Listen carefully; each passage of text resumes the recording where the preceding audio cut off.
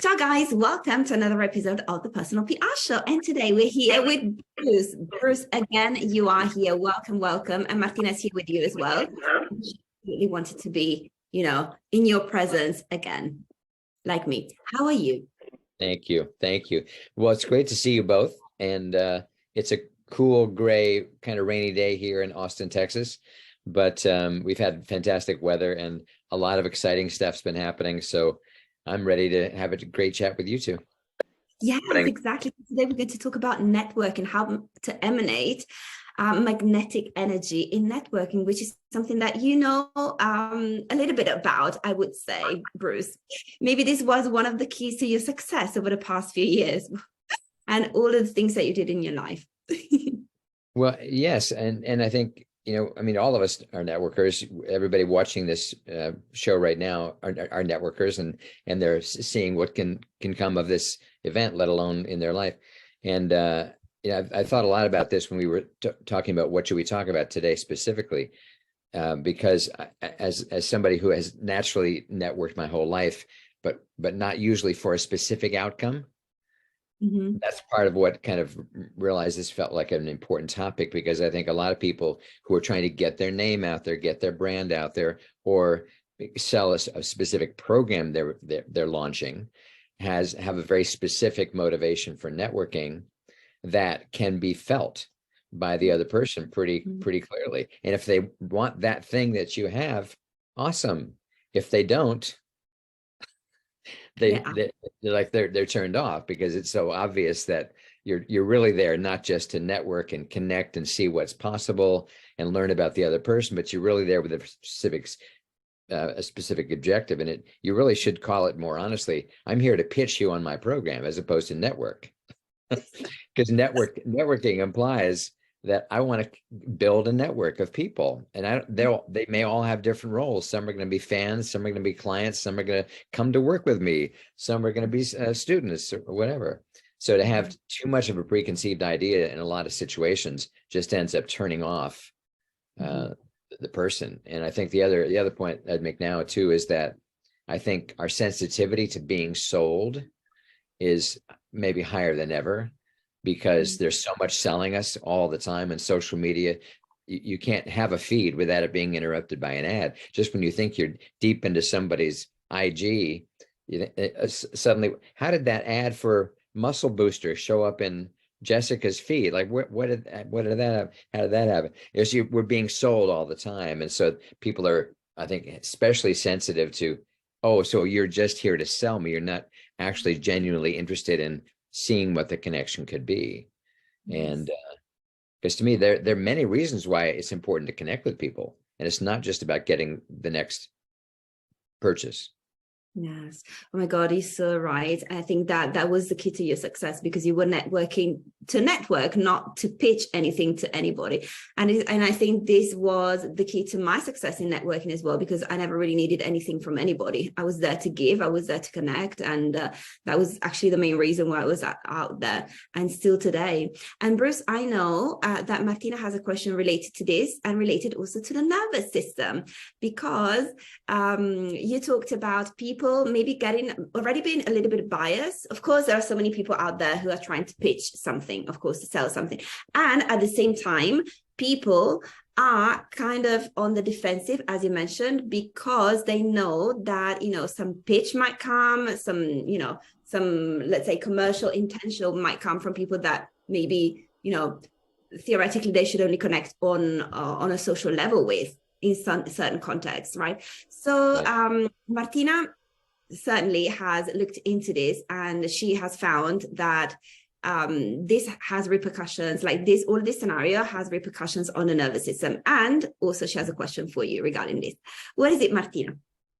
Yeah, thank you, Jessica. And I deeply felt when you were speaking about this, Bruce, about when people are selling, if that's the main agenda or kind of the hidden agenda they have in networking, because, we are so sold to all the time. And I think that triggers in us this, this protection mechanism automatically. If you sense from the energy of the other person that they're not interested in you as a human, but just, as the next sales figure that might come out of this. So I totally resonate with that. And Yeah, and my question would be, what would you tell the audience is one, two, three traits a magnetic networker in your point of view, of your experience, because you are one, would be? What would you say? What are some of the things that are tangible or intangible, traits of someone who is drawing in people? Kind, Mm. listener, Mhm. compassionate. Yeah. Thinking. Yeah, and none of those necessarily have to do with selling directly. And yet people, if they feel the presence of someone, wow, you're such a kind person, that person feeling that way, it feels like, well, I'd want to hang out with you again in some way.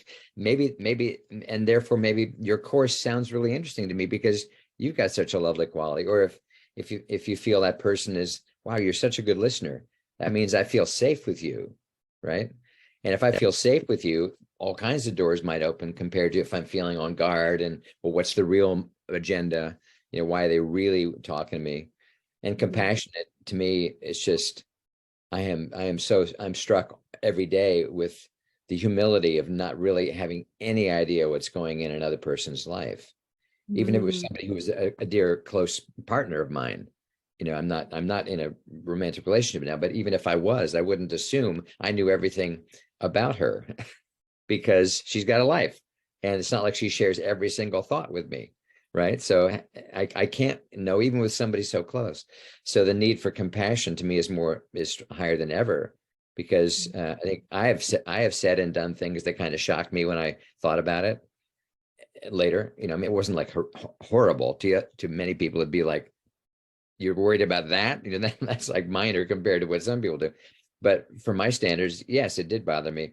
And when I would trace it back deeper, I realized there's several things going on right now in my life that are uncertain and unstable. And I don't talk about it all the time. They're not the things that I want to necessarily share, but they go on, they're real. And the point being, the need for compassion is more than ever, because we're all being challenged in ways we can't just always share about, and it's not appropriate to share about. So without compassion, we can just judge people and write them off and exit completely because they did that thing. After all, they did that thing. So we've got to just leave, right? Ghost them. Wow, I love this. And I love also the parallel with the nervous system. So Martina taught me a few days ago that when we are in a calm state, then the ventral vagus nerve is activated. Is it the correct terminology, Martina? And this is the right state where connection, deep and meaningful connection, can happen. And certainly this is conducive to magnetism as well. Would you guys agree? 100%. Totally. When you're balanced, and calm is a way to describe that, although you can be balanced without being calm. You can be balanced and excited too, but when the system is more in balance, which usually means you're more calm, then the real you can come out more. Otherwise, the real you is there's static in the way, there's interference in the way in you. So the you that's trying to come out is kind of distorted by the stress, the lack of coherence, to use a word that HeartMath uses all the time. That the lack of coherence affects your output, affects your magnetism. It distorts it, and so you're not magnetic. There still could be energy coming from you, but it's not an attractive energy to somebody else. Yeah, that's exactly. But when there's a calmer, more balanced, more aligned, more coherent energy that allows the connection to happen. Just think of it in like sound waves. when there's harmonious waves, it becomes a beautiful chord. When they're dissonant sound, ooh, that sounded weird. Do that again. Let's try to get harmony here. What's the same with people? If we're clear and balanced, whether that be excited or calm or whatever, then there's a clear channel going on potentially between you and the other person. And if they're having a hard day, but you're in that more clear, kind, compassionate, I want to listen to you mode, they instantly sense that. And it helps them relax, helps them feel more interested in whatever you have to say. Tell me about your cardigan. I mean, just, the channel opens up. Yes, this is amazing. So we know how to, let's say, help our the person that we're talking to get in a regulated state. Now, how can we get ourselves into a regulated state? Should we do a little bit of heart math before we get to meet somebody? Well, yes, and I'd be interested to hear how Martina would answer that one too. I think the part of the beauty and the simplicity of HeartMath is that HeartMath started teaching breath techniques when we started 32 years ago. Wow, 32 years ago now.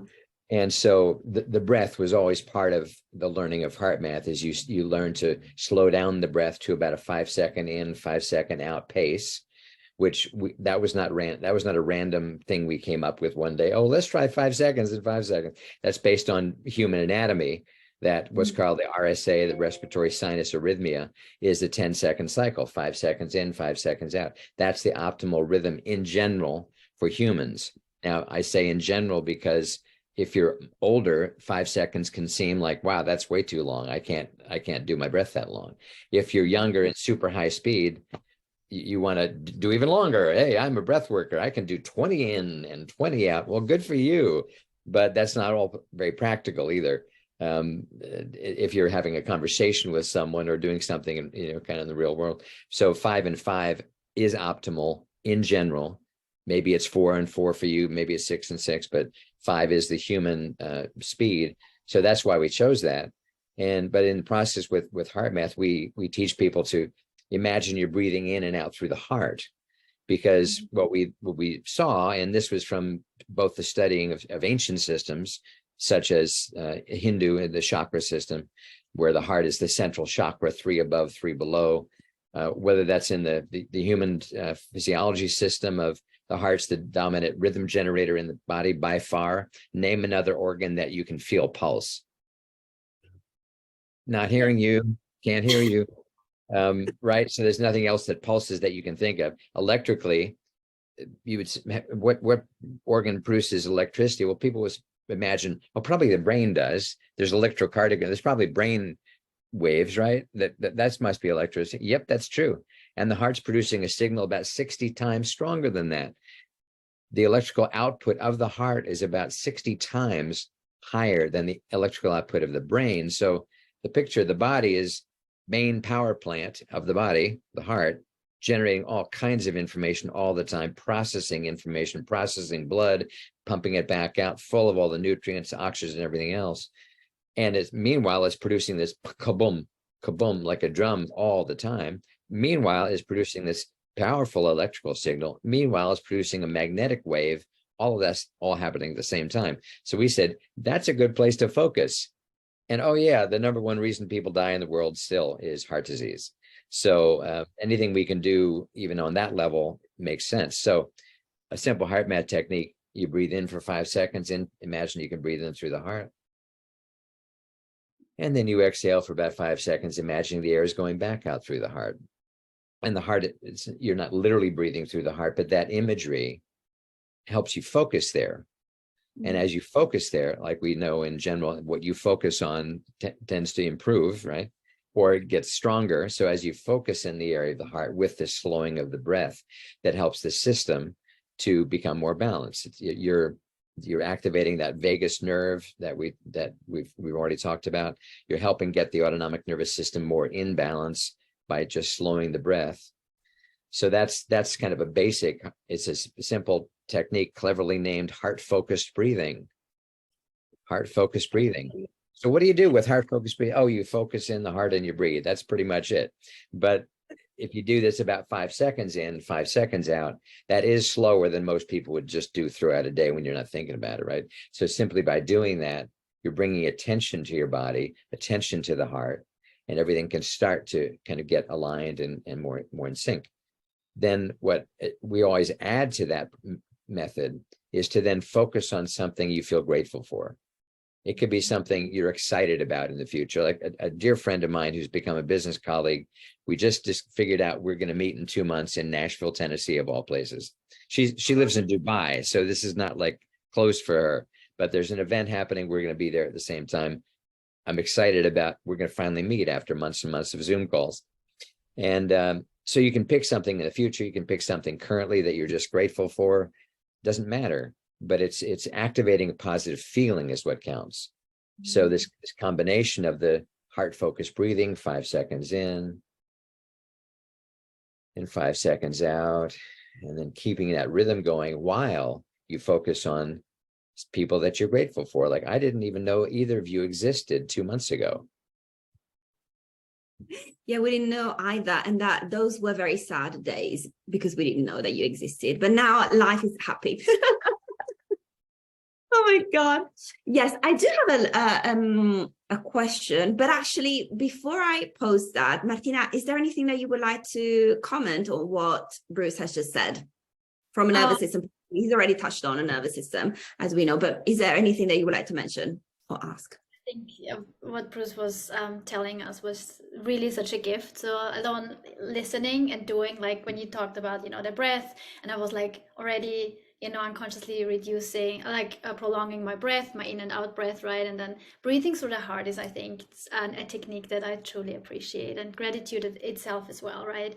So I think along with this, you can do this in networking when you're in conversations with a bunch of people. That has always been very much of a big strain to my system, because I always was like thriving in one-on-one conversations, but if there are more people that you also want to talk to, it has been always very stressful. And I think applying these things, because breath is something that's the most basic but the most powerful tool that we can have, that no one will notice. And I think just in our conversation, I was just like doing the great gratitude practice and like breathing through my heart. I just noticed such a difference.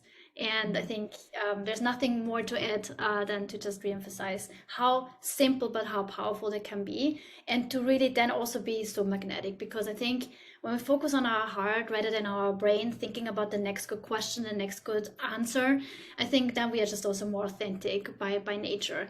And I think the heart, it was really great that we brought this in, because I had the question with that, but it was answered. So thank you. Amazing. Perfect. Yes, our Bruce is active. He answers questions even without having heard them. He felt it in his heart. Yeah. Well, one of the beauties of this technique, and this was a conscious thing in HeartMath when we were developing these things, was you can use it anytime. You can be driving and use this. You can be in a meeting and use this. You can be speaking and use this. I was recently coaching the tennis team of a university where I do some work, and the captain of the tennis team talked about how he used this when he saw a match slipping away. And if he lost that set, it meant the whole team lost the match. And so he caught himself getting anxious. And while he was bouncing the ball for his next serve, he did that technique, breathing in for 5, breathing out for 5. He only did it a couple times while he was bouncing the ball, waiting for the next serve. And he won the next 2 points. He still hadn't won the match. And then he had one final point. He was like up 40-30 in the final set, the final game. And as he was throwing he bounced like one time and did that breath, and then did the serve, won the point, won the game, won the match, and the team won. He told the team afterwards, in case you guys were wondering why it took a little extra time bouncing the ball, I was literally getting my system in sync through that heart-focused breathing technique that Bruce taught us. And that was a great example of real life. You're in the moment of anxiety, and you still, with the presence of mind that I have to shout out to Roberto. Roberto is one of the best students I've ever had in 30 years of teaching HeartMath. He just applied this in every little dimension of, as a student in college, the test anxiety. English is not his first language. He's away from his home country. There are many issues that could be producing a lot of anxiety, and just that technique done throughout a day. And I think in networking, it's a great tool. And by the way, this is not a breath technique where you breathe in through your nose and then out through the mouth, or something that is artificial. You're just breathing normal. You're just lengthening it and trying to do your internal focus with the heart. So you're not doing that when you're breathing, which would be obvious to anybody, right? That, oh, you're doing a breathing technique now as we're networking. Okay, that really is weird. Like, no, that's not it. You're just breathing normal through your nose, in and out for 5 seconds each way. But one of the things I learned about myself too was about 10 or 11 years ago, I started singing again. And I hadn't sung in many years. And you both know I had a career in New York, musical theater as a singer, dancer, actor. And it was incredibly fun and rich and fulfilling part of my life back when I was younger. And I started to realize I really wanted to sing again. And I just lost my train of thought. Where was I going with that little story about the Maybe breath? breathing and singing, because singing is connected to breathing. Yeah, you would think that was where I was going, wouldn't you? Well, anyway, there was the joy of singing again was a huge surprise to me, but I had a fair amount of anxiety in doing it, even though I had a career at it and had been on big stages, for many years. I still had some anxiety, and I would use this technique on a regular basis to just kind of calm myself. The first time I stepped on a stage and was singing in front of 500 people, having never sung in person or in live for 20 years, it was like I had some real nerves again. And this was a real life example of just breathe in and out through your heart.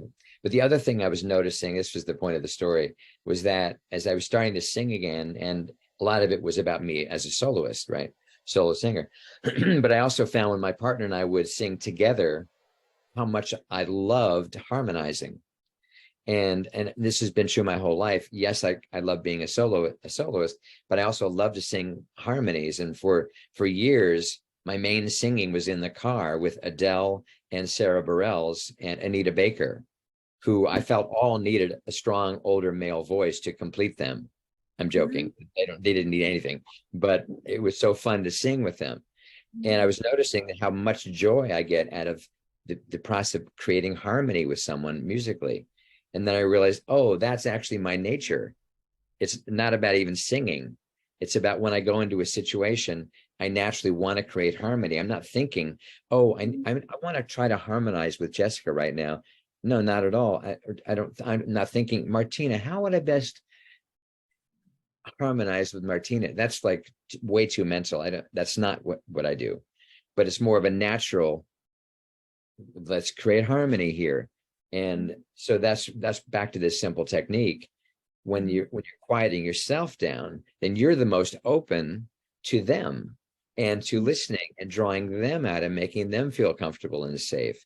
So it's the easiest, it's a very kind of shortcut to hack for harmonization with another person. Right, the networking is actually a process of harmonization. Exactly. If we think of it that way, we're trying to harmonize, because once you've gotten a harmonious connection, that's going to last. You're not going to forget that. The great Maya Angelou, people will never forget how you made them feel, right? So it's whatever you said, it's how you made them feel. And that's about how harmonious did that interaction feel? How in sync did I feel? Oh my But God. again, if you get too mental about, how would I harmonize with Jessica? Let's see. Background with airlines from Italy, lives in Zurich. And you're trying to figure it out. No, that's not going to work. Then it's going to feel forced. Yes. Oh my God, I love this. Thank you for giving us this term, harmonization. And Martina, do you think that from a nervous system's perspective, we could call that co-regulation?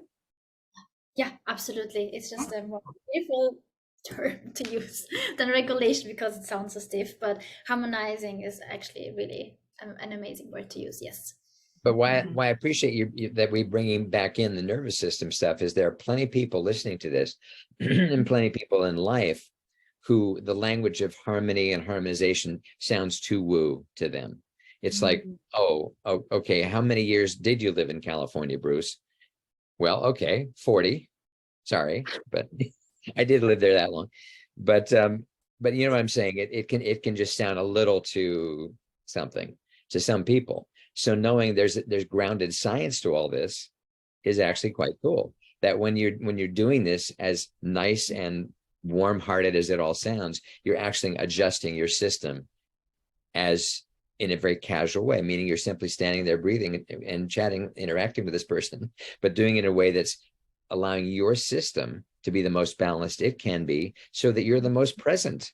you can be, and the best listener you can be, and the best part of you can come out. Like, why wouldn't you do that? But you are physically and physiologically altering yourself with what sounds like almost a trite technique. Breathe through your heart. Really? That's your takeaway? Really? That's the best you can do, Bruce?